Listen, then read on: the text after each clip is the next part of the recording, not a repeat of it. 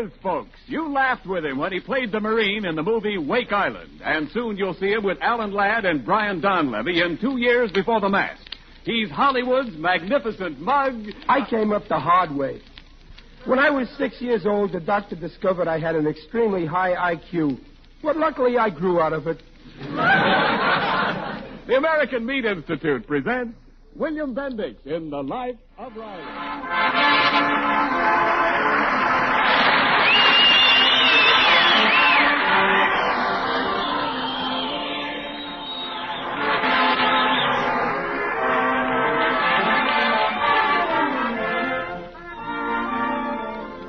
The meat people of America, providing a great food for a great nation. If all the areas of these United States devoted largely to pasture and grazing lands for raising your annual meat supply were put together, you could drop 20 states the size of New York on it and still have room to spare. Yes, sir, we're a nation of meat eaters, America. And now, on behalf of all those engaged in supplying meat to the nation, the American Meat Institute presents The Life of Riley.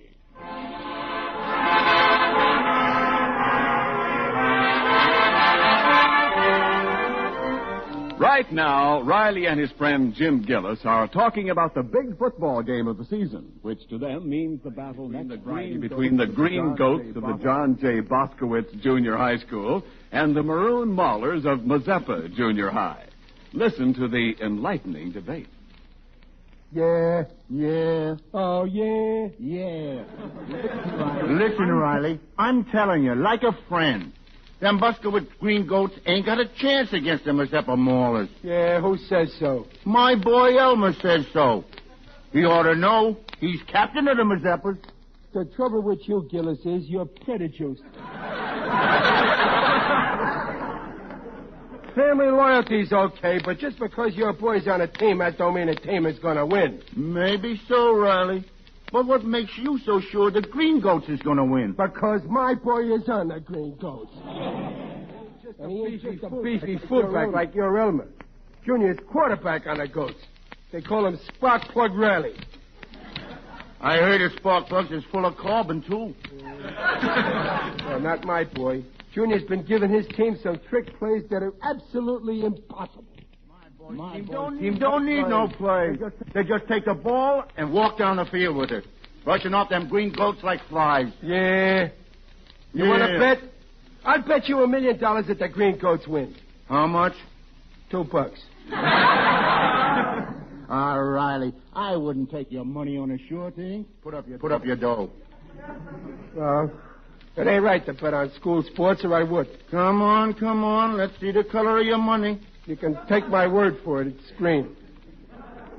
But it ain't clean football when you bet money on it. Backing down, huh? Well, I don't blame you. I ain't backing down. But instead of betting cash, I'll bet you a trip to the Bijou movie theater that my boy's team wins. Let's make it interesting, Riley. I see you that trip to the movies and raise you a dinner. Okay, we'll have dinner at Luigi's Spaghetti Heaven and Meatball Mardi Gras. Gillis, I see you at the movies and the dinner, and I'm throwing in our wives. It's a bet. They go, too. In a taxi. I see the taxi and raise you flowers for the ladies. And a new hat for me to be wearing. I'll be wearing the new hat. Okay, you're on, Riley. Okay. And the loser pays off right after the game. Movies, dinner, flowers, taxi, and a new hat for the winner. Right. Loser pays off. And Gillis, when I say loser, I do mean you.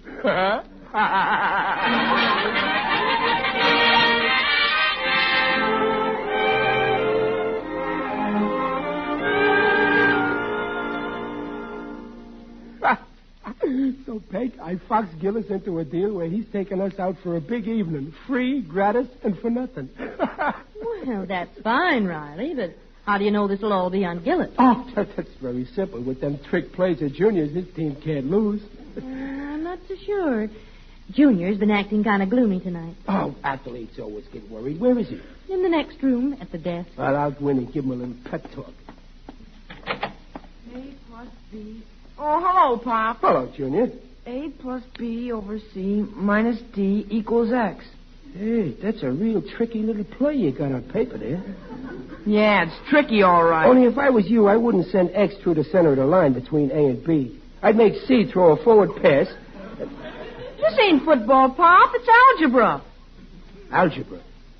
Junior, stop straining your brain with that stuff. You ought to be in bed resting your skull for practice tomorrow.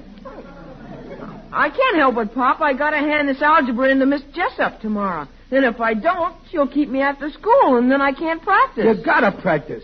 How many algebra examples she give you to do? 50. 50? Where's that teacher's school spirit? How long you been at that algebra tonight? Half an hour. How many out of the 50 you got left to do? 50. That's sabotage. If it takes you a half hour to do one, it takes 2 half hours and an hour. It'll take you 100 hours to do 50. That algebra teacher ought to take arithmetic. Don't you know you can't get done tonight? I gotta get it done tonight. I'm going to phone her right now. Oh, no, Pop. You better not. Why not? She can't bluff me. I like to hear how she thinks a football player can do 50 algebras a night and still make any first downs. Well, Pop, she didn't exactly just give me this algebra to do all tonight. Well, you said it had to be all in by tomorrow. Yeah, but she kind of handed it out the first of the month. I kind of forgot it until tonight. Junior, leave this be a lesson to you. Don't put off till tomorrow what you should have done last month. Oh, yeah, but... Junior, look, I work at a war plant. If I didn't do my job right last month, putting in every rivet I was supposed to, you know what would be happening today? American pilots would be flying over Germany without planes.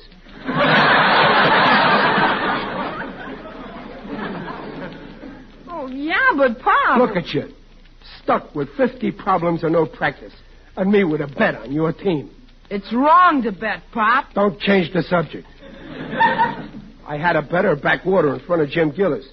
Now your team's got to win or I'll get the ha-ha. Come on, get busy on that algebra and hand it in tomorrow so as you can practice. Oh, gosh, Pop, you just proved it couldn't be done by tonight. Oh, certainly it can be done. All you got to do is do it faster. Okay, but I won't be any good at practice tomorrow. And if the quarterback's no good, the team goes to pieces. Yeah. And if the team goes to pieces, they lose the game. And I got another mouth to feed. Jim Gillis and his wife, too. You have to buy them dinner? Yeah. And can they eat? If you leave an arm on a table, Gillis starts putting ketchup on it. And... Junior, my head is made up. Give me that algebra book. What are you going to do, Pop? I'm going to do this homework, and you're going to bed. Oh, gosh, thanks, Pop, but can you do algebra? Can I do algebra? I'll breeze through them 50 problems like nothing.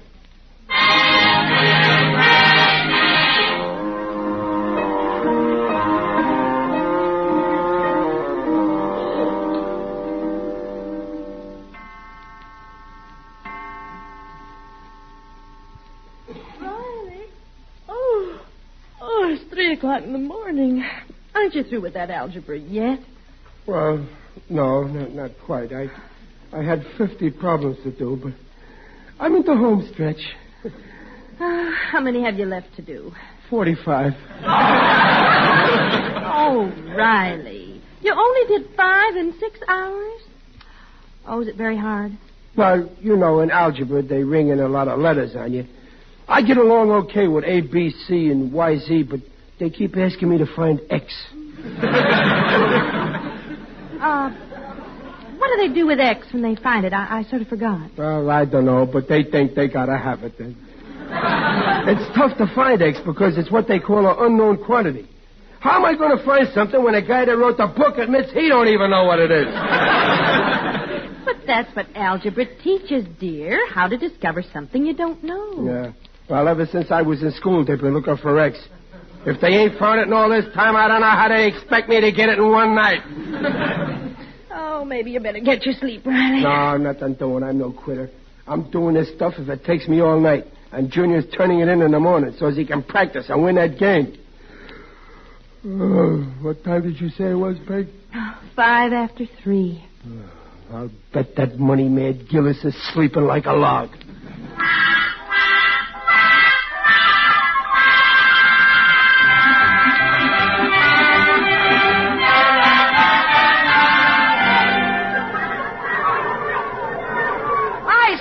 Hiya, Junior. Don't forget practice today and right after. Okay. Secret signals and trick plays. Tell a team. Gosh, listen, Junior. I don't know if I can get to practice. I'm afraid Miss Jessup is going to keep me in on account I haven't got my algebra. Stop it. You should have done your homework. Oh, yeah? I suppose you got yours done. Sure, I got them all done. You want to see them? Okay. Look at my book. Well, I'll be a monkey's uncle. Hey, Walleyes, look it. Riley's got all his algebra done. Now you done it, Stumpy. They all gonna copy my answers. So what? You don't want one of your own team kept that after school, do you? Oh, no, but... Yeah, Riley, nice work. Come on, guys. Let's get Riley's answers down fast, and we all get to practice today. Come on, guys. Hey, wait, fellas. I ain't giving the whole school my answers. Of course not. We'll keep them private. Yeah, just between us 11 guys and the team.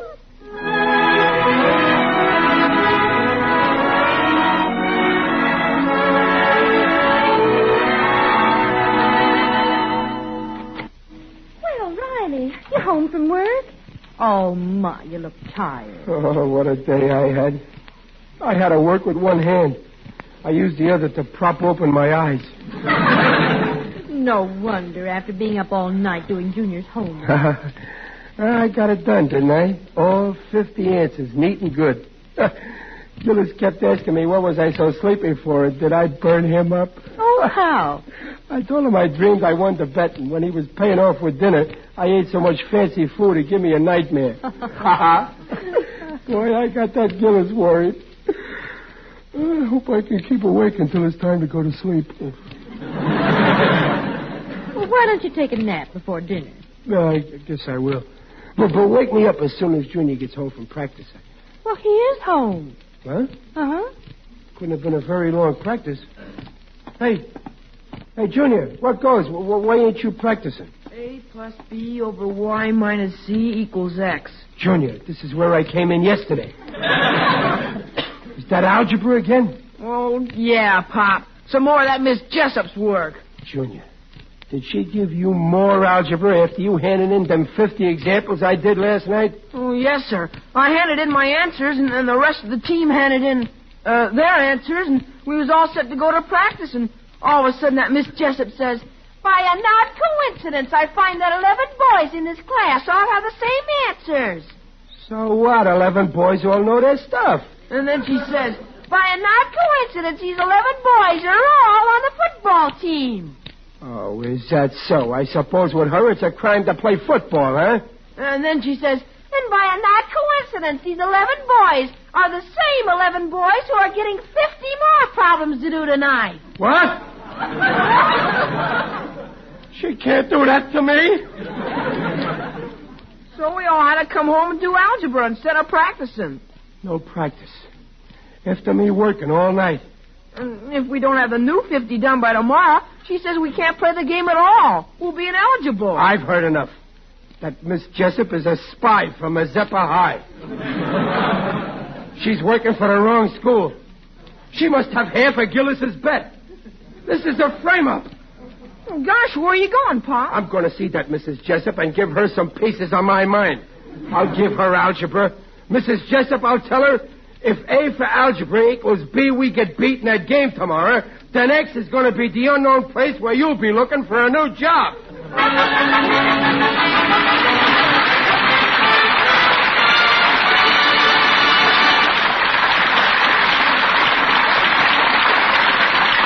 In a moment, we'll see what happens when Riley locks horns with Junior's algebra teacher. But right now, this is Ken Niles, O.M., orator for meat. Well, the other evening at rehearsal, two of our girls in the cast, during a breathing spell, were talking over the home food situation. I came up just in time to hear this one. If you're a bridge player, you'll get it. You know, one of them said, I believe it was Peg, when in doubt, lead hamburger. Well, that lead wins the trick every time as far as I'm concerned. Because look what you get in hamburger. All meat, Sizzling, glistening brown, easy carving, not a bone in a carload. A homey flavor that rings the bell any place, any time. Remember, in buying meat these days, you may not always get the kind and cut you want because large shipments of meat are going to our fighters and our fighting allies all over the world. But your meat man usually has that good, tender, easy cooking, easy eating hamburger. You like it. Junior likes it. Dad likes it. I like it. William Bendix likes it. Lou Kozloff is a hamburger fiend. So, help yourself to hamburger, and along with highest quality eating, get proteins of highest quality, the kind all meat is noted for. Meat, you know, is a yardstick of protein foods because meat measures up to every protein need. And now back to The Life of Riley with William Bendix as Riley. We left Riley on his way to see Junior's algebra teacher and deliver a lecture on the evils of homework for football players, especially when the father of one of the players stands to lose a bet and eat crow if the team loses tomorrow's big game. As we rejoin Riley now, he is tapping a bit nervously at the door of Miss Jessup's apartment. Yes? Ah, good evening, teacher. Miss Jessup. Junior Riley is my father. His father. I mean, I am. Oh, well, do come in, Mr. Riley. I'm always glad to meet the parents of my pupils. I hope you'll excuse all these papers on the floor. I'm doing some homework. Homework? Who makes you do homework? The principal? Well, it's my job, Mr. Riley. I have to correct and grade all the homework done for the class. But sit down, do. Oh, thanks. Miss Jessup, I'm here to say something about Junior's homework. That's very thoughtful of you. It could be improved. No, doubtless you are very correct, Miss Jessup. But on the other hand, how about football? And what's with all this algebra? You can't put algebra up on the scoreboard against them Mazeppas tomorrow. Perhaps not, Mr. Riley. Nor can I put a home run on a student's report card. Home run? Miss Jessup, don't you know nothing about football? Very little, I confess. I went to a girls' college several years ago. To me, football is a superfluous adjunct to the curriculum. After all, what is football? What is curriculum?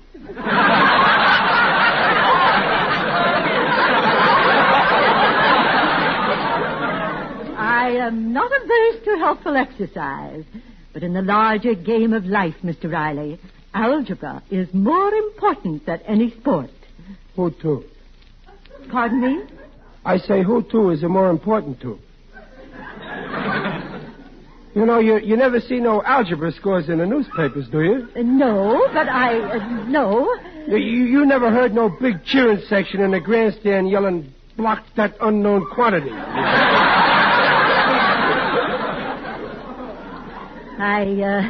I've never heard a cheering section yelling anything.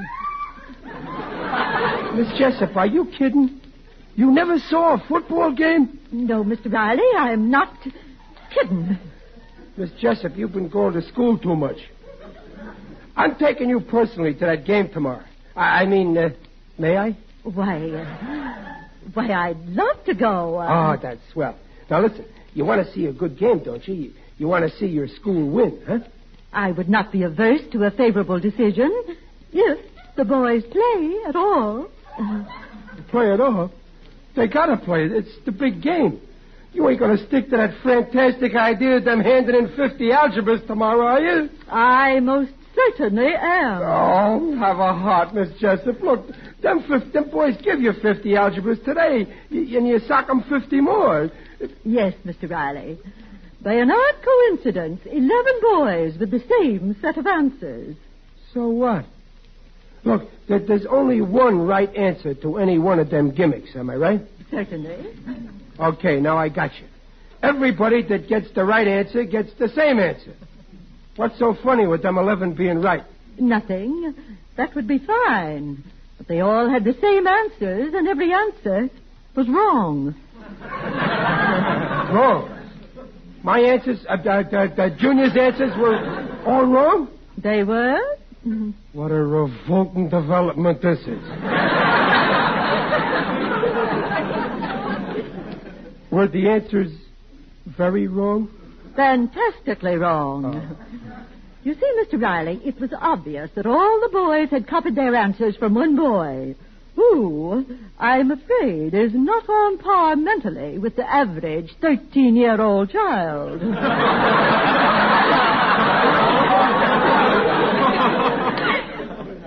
He ain't, huh? I pity his poor parents. Yeah, especially his father. I had no choice but to discipline them. But that team's got to play tomorrow. Listen, why take it out on all of them? Why don't you just punish the boy that gave them all the wrong answers? Well, I could do that if the boy would confess. You would? Yes, because then I could talk to that boy and make him promise to stop spreading ignorance among my pupils. Okay. The team's got to play, so if you promise just to punish him and let the rest of them play, I'll tell you what boy got the wrong answers. I promised. Okay. I'm the boy. Oh, Mr. Riley, a grown man. Well, not quite. I'm still grown. You see, I did Junior's answers, so they all must have taken his. I mean mine. I see. So now you'll have to let the team play and just punish me. I wear a size 7 5/8 dunce cap. Very well, Mr. Riley. I'll keep my bargain. The team shall play. Oh, thanks. That's great. Now, for your punishment, just sign this slip of paper. Is that all? Oh, sure. Give it here. There you are. It's all signed. Now, perhaps you'd better read it, now that you've signed it. Mr. Riley, I want you to carry out what you promised on that paper. Oh, sure. Let's see. I hereby agree to attend all classes assigned to me at adult night school. Hey, nothing doing. Give me back my signature. I can't go to school now. I'm 38. How'll it look? I'll never see my wife. If you want that team to play, you'll report to my algebra class for beginners tomorrow night. After 25 years, I'm going back to school. What a long recess.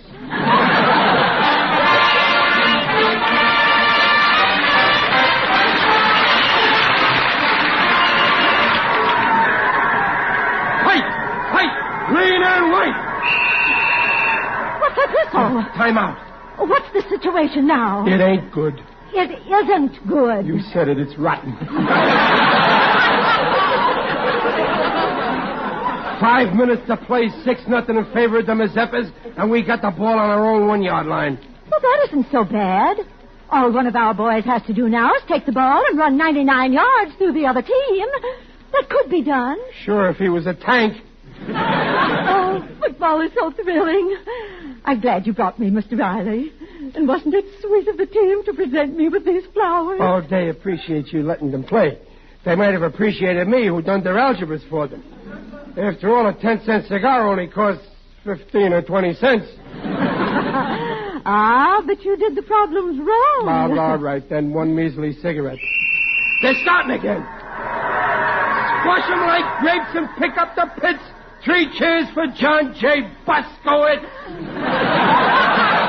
Mr. Riley, I echo those sentiments. They're lining up. If Junior don't throw a forward pass now, I'll disown him. He's going. It's a beauty. Stumpy's going for it. He's going to fumble. Oh, I'm so glad. No, he held it. He's running for a touchdown. He's over. The score is tied. Get off the brakes and pick up the seeds. 3 cheers for John J. Busko. Oh, it doesn't work out, does it? Now look, if we can kick a conversion, we get an extra point. We win by 1 point. Oh, I can't keep the figures in my head. Miss Jessup, you should give up algebra and take up arithmetic. Take my word for it. If the ball goes over that thing that's out there between the posts, it's our game. Look, isn't that Junior? About to kick? Yeah, my boy Junior. Block that kick! Block that kick! No! Here he goes. We win! We win! Have I got a son or have I got a son? Oh, it was very gratifying. Oh, I must see all the games. Ah, you're okay, Miss Jessup. You're a good sport. And what a sense of humor. Humor? Yeah, that gag you pulled on me about going to night school. For a while there, I thought you meant it. What a killer. Well, I'll be seeing you sometime. Mr. Riley, you'll be seeing me in my class at night school tonight. You weren't kidding? I most certainly was not. You be there at 9 o'clock. Yes, teacher.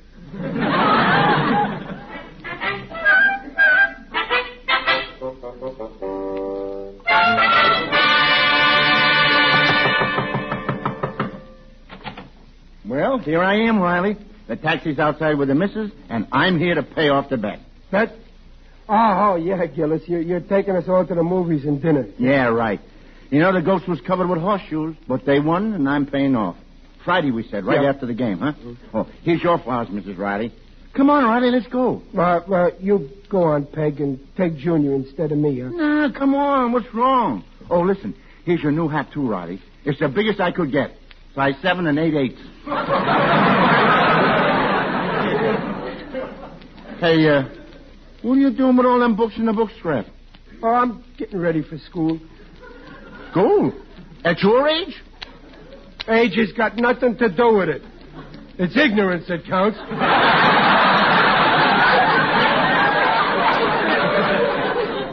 I can't collect my bet tonight because I signed up with Miss Jessup. I got to go to night school. Algebra for beginners. What do you know? School days, zero gold. Cut it out, Gillis. I ain't no kid. Well, I guess I better go. Hey, wait a minute. What's that sticking out of your pocket? Oh, that's an avocado. What for? That's for the teacher. I couldn't find an apple.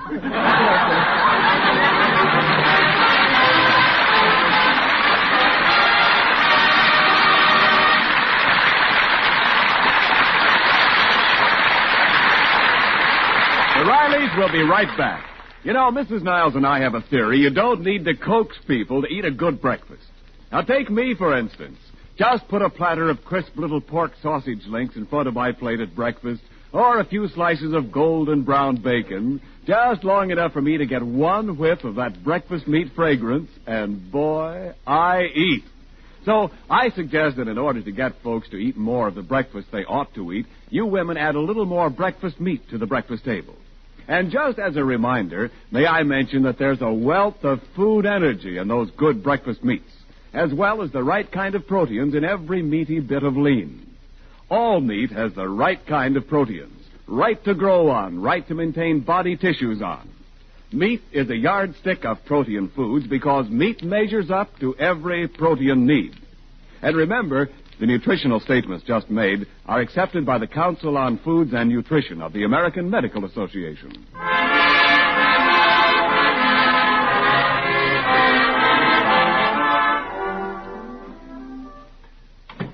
Hello, Pop. Home from school already? Yeah. Riley, what are you doing? My homework. Homework? Yeah. I got 50 problems to do. Oh, Pop, you go to bed. I can sleep tomorrow. I'll do your homework. You will? Gosh. Thanks, Junior. Oh, but Riley, 50 problems the first night? Well, yeah. You see, the teacher caught me in the coat room smoking.